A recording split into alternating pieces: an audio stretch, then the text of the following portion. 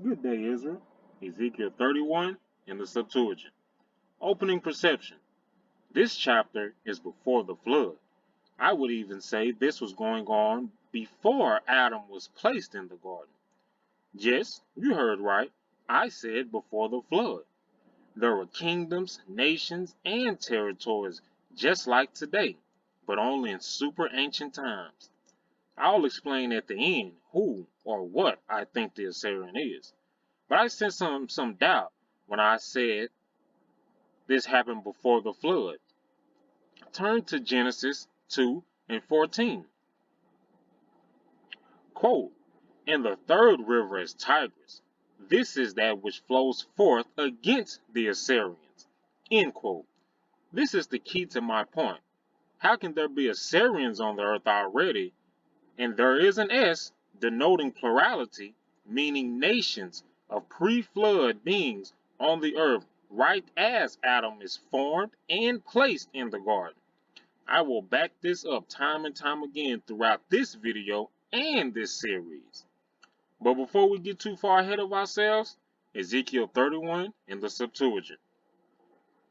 Quote, and it came to pass in the 11th year, in the 3rd month, on the 1st day of the month, the word of the Lord came to me, saying, Son of man, say to Pharaoh king of Egypt, and to his multitudes, to whom hast thou compared thyself in thy haughtiness? Stop. No, this is not another let my people go moment. Yah is talking to a host that currently, as of today, has influence and power, and had given him a history lesson about things before his time. By the context of the story, this Pharaoh knew nothing about the Assyrian. But Pharaoh is full of pride and exclaiming his haughtiness, basically boasting about his evil doings upon the inhabitants of the earth. Verse 3, quote, behold, the Assyrian was a cypress in Lebanon, and was fair in his shoots and high in stature. His top reached to the midst of the clouds. The water nourished him. The deep made him grow tall. She led her rivers round about his plants, and she sent forth her streams to all the trees of the field. Stop. When you heard what I just read, what did you perceive? For one, we can see that the deep is a she. Could there be a spirit over the deep controlling the waters? That's a woman, to say the least. Her streams and her rivers kind of seals that, right? The second thing I perceive is when the Most High makes analogies using animals, bulls of Bashan, trees, Nephilim slash giants, it's a message hidden in plain sight. But you must use the context of the scripture to determine what or who is being talked to or about. Again, I will back this up throughout this series.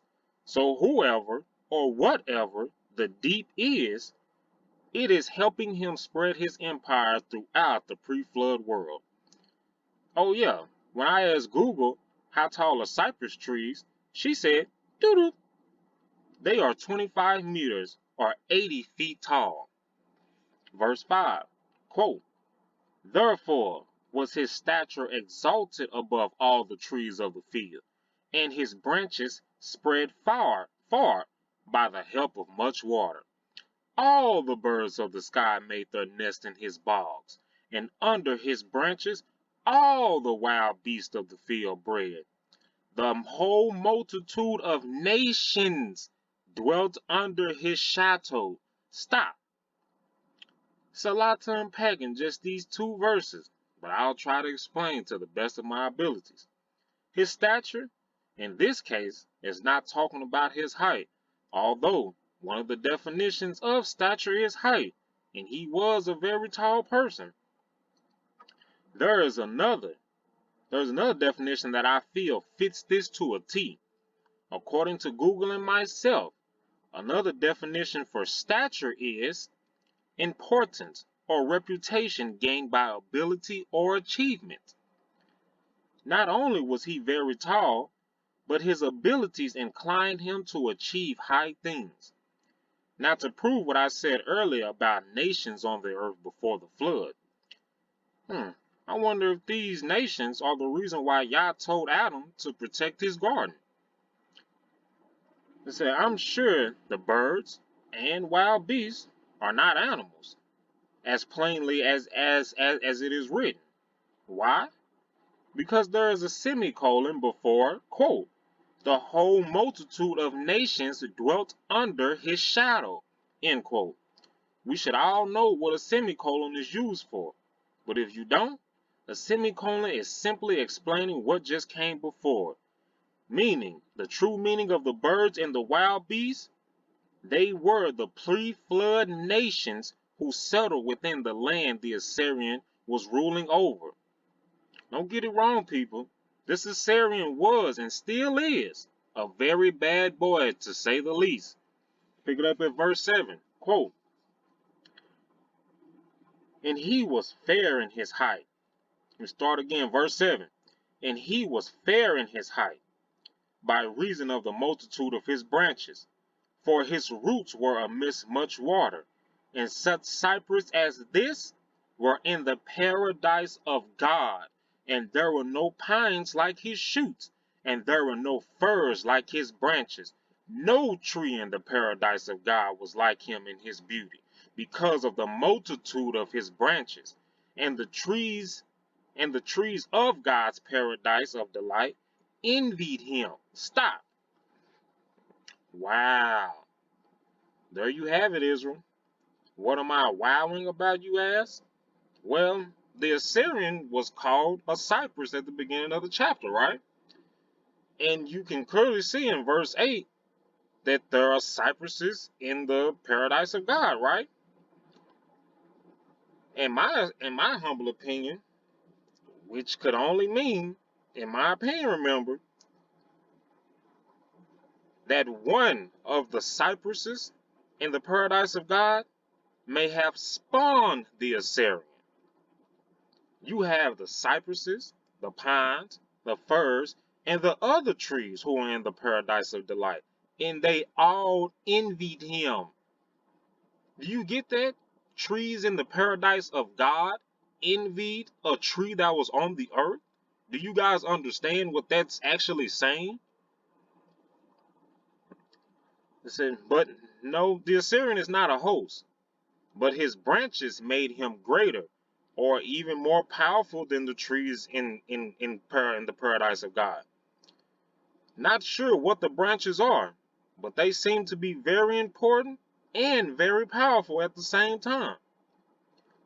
Could the trees in the paradise of God have been the watchers who were set over the nations to judge man fairly? Maybe, maybe not. But keep that in mind, as you will soon see that these trees in the paradise of God will be mentioned again at the end of this reading. Now, let's hear the words of Yah after this cat got uppity. Verse 10, quote, therefore thus saith the Lord, because thou art grown great, and hast set thy top in the midst of the clouds, and I saw when he was exalted. Therefore I delivered him into the hands of the prince of the nations, and he wrought his destruction. And ravaging strangers from the nations have destroyed him, and have cast him down upon the mountains. His branches fell in all the valleys, and his bogs were broken in every field of the land. And all the people of the nations have gone down from their shelter, and have laid him low. Stop. I told you his stature was talking about his status. The Assyrian drank his own Kool-Aid, and you all know how the Most High feels about people getting uppity. Then the Most High sent the prince of the nations, and this angelic host laid the smackdown on him with the assistance of ravaging strangers from the nations. Israel, I must ask you, when has this happened in all history that we currently have? When? Show me. Within the scriptures or all these revised history books? Also, who is the prince of the nations? This is the only chapter to refer to such a prince of the nations, meaning an angelic host over all the nations. Another question, who are the ravaging strangers of the nations? Because they cast him upon the mountains, and the peoples of the nations went down from their shelter and laid him low. Two different people doing two different things, but are both from the nations. Look, that man got like 8 fingers. We all know what the scriptures say about people with 6 feet and 6 toes. Those were straight Nephilim seed. This does not mean that the Assyrian is dead. Future prophecies tells me that he's not dead. Is it because if he were, we would already be in the land and the dead resurrected. But are you still questioning if it is a pre-flood civilization while Adam was in the garden?